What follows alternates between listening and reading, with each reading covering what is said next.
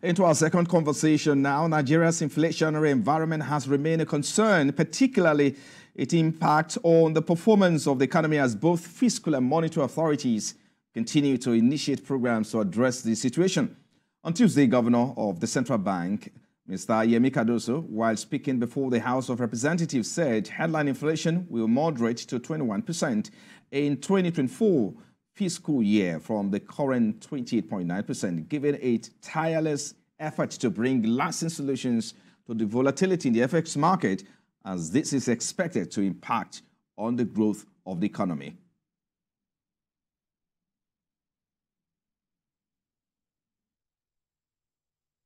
I acknowledge that despite these commendations, the concerns regarding the cost of living and currency rates remain. Indeed, this is the major topic of concern in our villages, our towns, and our cities. The urgency of the matter is not lost on us at the Central Bank, and I really want to assure you that we're working tirelessly with colleagues from across government, including with the leadership of this House, to bring lasting solutions. Inflationary pressures are expected to decline in 2024 due to the CBN's inflationary targeting policy, aiming to rein in inflation to 21.4%, aided by improved agricultural productivity and easing global supply chain pressures. Meanwhile, Nigeria's GDP growth rate for the third quarter of 2023 shows that the economy only grew by 2.54%, slightly up from the 2.51% recorded in the second quarter of 2023. But what are the indicators for growth in the year 2024? Well, let's get talking now. I'm joined by the senior manager at PwC Nigeria, Mr. Abiodun Kaudiali. He joins me virtually now. It's good to have you, Mr. Kaudiali. Thank you for your time. Let's get started with the CBN governor's appearance at the House of Representatives yesterday to brief the House of Rep of his effort and that of what the fiscal authority is also doing. And he says the inflation will drop to 21.1%. So it will seem Mr. Cardoso is saying, my sleeves are now up. More work is here. Talk to us about how easy of a task this will be.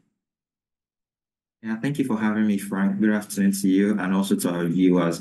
To be honest with you, I currently don't envy the current CBN governor because it's not an easy position to be in at this point in time. Yes, given the fact that prices have gone up and there is a lot of discomfort for people, especially since this current administration began with its critical reforms on the 29th of May, we've seen a lot of people struggle with being able to afford basic necessities. So I do, first of all, appreciate the Senate inviting most of these key officers to give a kind of public address on the ongoing issues faced by Nigerians. So we do appreciate that. Communication is very key and important. How is the CBN governor going to rein on inflation? So it's a troublesome task. And it's not something that is being faced by Nigeria alone. It's a global phenomenon. Even though in other nations of the world, we've seen inflation decline moderately, but Nigeria is actually experiencing an increase. I've looked at inflation in Ghana. If you look at Ghana's inflation at the beginning of the year, it was somewhere in 2023. At the beginning of January 2023, it was somewhere around 50%, but it tapered down to 23% as of December. Ours, on the other hand, went from about 21% in January to 28.9% in December. So what is the CBN governor trying to do currently? I think some of the measures the CBN governor has put in place with respect to addressing the forex crisis, I think to a reasonable extent, that is a good step in the right direction. And the reason why I say that is if you consider some of the causes of inflation, they are coming as a result of cost of production. And given the fact that some of our inputs, especially for fast-moving consumer goods industry, right, they are coming from abroad, they are being imported because we don't have much of those raw materials and inputs here locally, right? So they source those raw materials and inputs from foreign countries, right? So this definitely means that foreign currency will be involved. And looking at the current state of the exchange rate, this definitely is going to impact on prices. And if you ask who is going to bear these prices, most of them, majority of it will be borne by consumers, unfortunately, right? Then also, if you look at food production with food inflation being on the high, over 30%, your last guest spoke to it, right? Talking about some of the challenges we face in terms of food security and also in terms of processing and storage and transportation of these goods. So these are some of the things that are actually increasing food inflation. And like the CBN governor, as well as the coordinating minister of the economy, said, we need to do a lot with respect to food production. So I think this is a challenge that won't be addressed only by the CBN governor, but he will need the fiscal side to also help in supporting it. So I think if Nigeria can increase its productivity from the agricultural sector, as well as from the service sector, the non-oil sector, basically, I think we will be able to a large extent generate the needed reserves that would support these policies that the current government is running, right? So as long as we have those reserves, with the CBN governor, we'll be able to put in these monies to act as a buffer, right, to actually moderate the exchange rate. So these are some of the things that I think can happen. And this is not something that would happen overnight. It's going to take a period of time. So those are quick responses I can give to what the CBN governor currently faces, Frank. You did talk about complementary effort needed from the fiscal side of things to make this happen. So what are you looking at in terms of fiscal initiative or policies, directives? What are you looking at?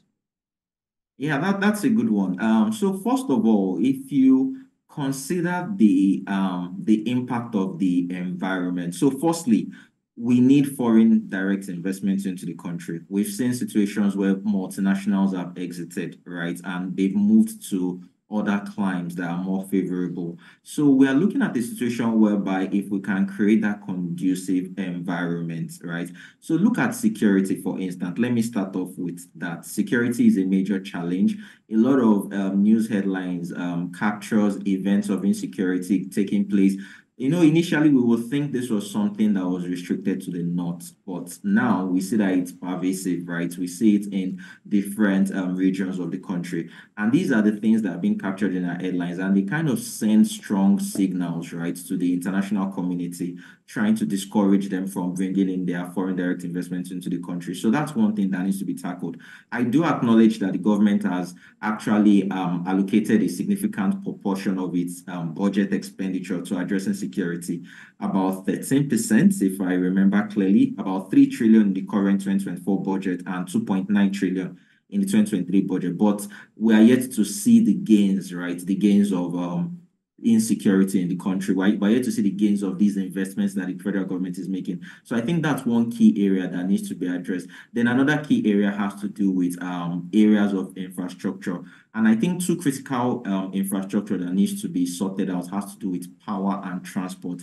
Power and transport, why do I say this? Because power is needed by almost every business organization, every institution, every small and medium scale enterprise, right? As long as they do have these things, it helps to make production move smoothly, right? It helps to make our goods competitive.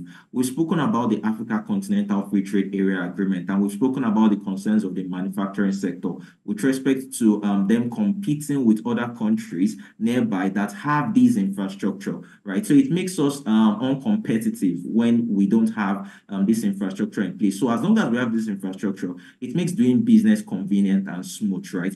And we are talking about exporting our products, right? We also need to address some of the bottlenecks we have in the country, right, with respect to export. I've heard from individuals, from players in that sector, that it's not quite easy to actually export goods away from the country. And that should not be our situation currently, because we actually need Forex. And if we're trying to diversify from oil export to non-oil export, we need to actually ensure that most of these bottlenecks we have at the port is being addressed and dealt with, right? So these are some of the things I'm looking at that can actually stir up production and actually increase our forex reserves, apart from looking at oil, which we've solely relied on for a long time, right? Oil has accounted for more than 80% of our revenues. So I think these are some of the measures that we need to take.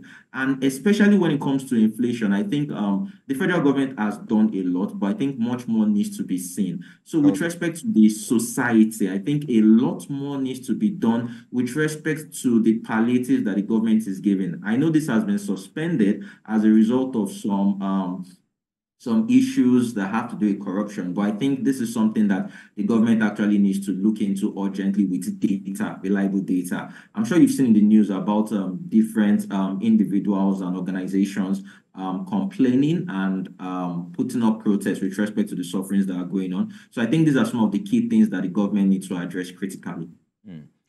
I will get into looking at the GDP quarterly outlook in a moment, but let me ask you on these, take you on these before we get into that. On the volatility in the FX market, I know some analysts have blamed the former CBN governor, Mr. Godwin Emefiele, saying he got us where we are because of terrible decision made by him, and that include printing of money by ways and means advances. So what is what is your position on these, and what do you think the current CBN management needs to do about this? Yeah, thank you very much for that question. So yes, a lot of money had actually been in circulation, right? So basic economics tells us that the amount of money in circulation should not exceed the actual activities, productive activities that are taking place in the economy. So we've seen that situation which you described, where money was being printed and given to the federal government without a commensurate productive activity, which actually led to increase in money supply. And there have been concerns that some of these monies that were released, even though they were allocated to states, there were players who were actually using this money. And, you know, it's just common sense. If there is a lot of Naira in circulation, you see situations whereby lots of individuals who have no need for foreign currency for FX, using those monies to actually access FX, right? And this actually increases the price, right? It actually increases the price of the dollar and actually depreciates the Naira. And also some of the policies that were taken with respect to the ban, right? The ban of those 43 items, which simply meant that those items, importing those items or importers of those items couldn't access Forex at the official windows in order to bring in those products. They had to go to the parallel market, and that's for that dampened or weakened the currency, right, in the parallel market. Yeah, so these are some of the moves that were taken that actually impacted on the value of the Naira. So I think some of the things that the current administration have done with respect to taking off the ban of those 43 items, I think to a large extent, they will help in ensuring that that pressure is reduced. So currently, you can see that premium between the official window as well as the unofficial window has actually been taken away by the recent policies that have been put in place by this administration. And the expectation is that with some of the measures that the CBN governor, the current CBN governor, has put in place with respect to speculators, right? A lot of these institutions who are actually investing in or using their Nairas to buy dollars for no good reason except for the purpose of holding it for the appreciation of the dollar. All these things have actually been dealt with some of these circulars that have been released. So I think it's a move in the right direction. I do agree it's a move in the right direction currently. Right. Let's talk about the outlook for the GDP. We saw that the second quarter of GDP for 2023, beg your pardon, 2023, we saw the GDP for third quarter jump to 2.54% from 2.51% in the second quarter of 2023. So talk to us about what is your outlook from what the CBN or the monetary policy has been doing, the programs, the initiative, the policy reforms in the financial sector. How is that likely to impact on the GDP result, which is expected or due to be released in a few weeks from now? Okay, so generally, I would say in 2023, most of the increases we've seen, we can attribute them to some of the policies that were put in place. So the financial service sector, which you made mention of, right? They were the drivers of the growth that was experienced, right, in the Q3 of 2023. They were responsible, as well as the ICT sector, right, telecommunication sector, right. So you can easily understand some of the policies that were put in place. So first of all was the Naira redesign policy, as well as the cash crunch, right, which was experienced at the beginning of the early years. You know, we saw a situation where lots of